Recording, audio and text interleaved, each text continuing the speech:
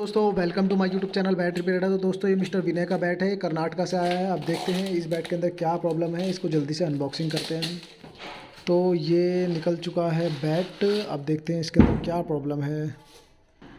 वाह ऑसम, अब रिपेयर करने में मज़ा आएगा। काफ़ी क्रिटिकल सिचुएशन है इस बैट की।